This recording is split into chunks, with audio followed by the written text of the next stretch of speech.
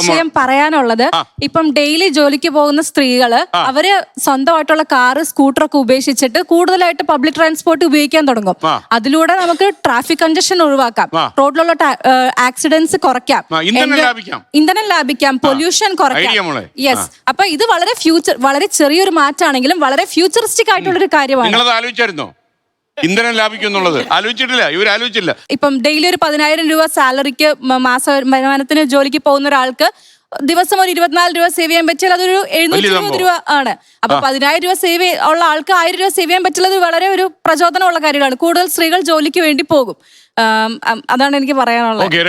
ഞങ്ങൾ മറ്റുള്ള സംസ്ഥാനങ്ങളിൽ ആനുകൂല്യങ്ങൾ ബസ്സിൽ കൊടുക്കുന്നു എന്ന് പറയുമ്പോൾ അവിടെയൊക്കെ 85-80% ട്രാൻസ്പോർട്ട് ബസ്സാണ്. KSRTC മാതിരിയുള്ള ഗവൺമെന്റ് അണ്ടർടേക്കിംഗ് ആണ് ചെയ്യുന്നത്.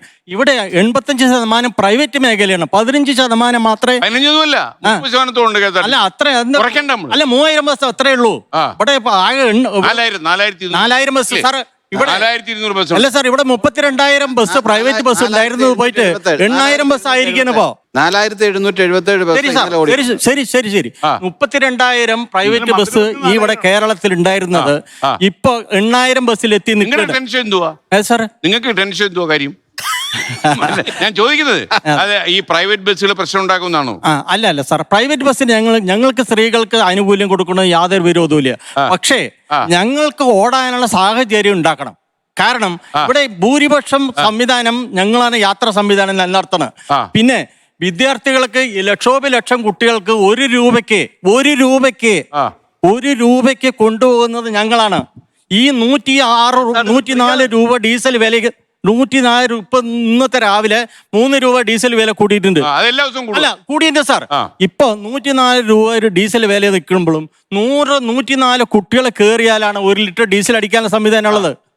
അത് സാർ, നിങ്ങൾ എല്ലാ കാര്യങ്ങളും എല്ലാവരും മനസ്സിലാക്കണമല്ലോ. ഇത് കൊണ്ടു നടക്കാൻ പറ്റുന്ന സാഹചര്യം ഉണ്ടാവണം. ഡീസൽ അടിക്കണം, ശമ്പളം കൊടുക്കണം, മറ്റുള്ള മെയിൻ്റനൻസ് നടത്തണം, ഗവൺമെന്റിലേക്ക് ടാക്സ് അടയ്ക്കണം, 3 മാസം കൂടുമ്പോൾ ടാക്സ് അടയ്ക്കണം. ഇതിന് പുറമെ ഓരോ ദിവസവും ഡീസൽ അടിക്കുമ്പോൾ ഞങ്ങൾ 27% ഡീസലിന്റെ കാശ് സെയിൽ ടാക്സ് ആയിട്ട് ആദ്യം കൊടുക്കുകയാണ്.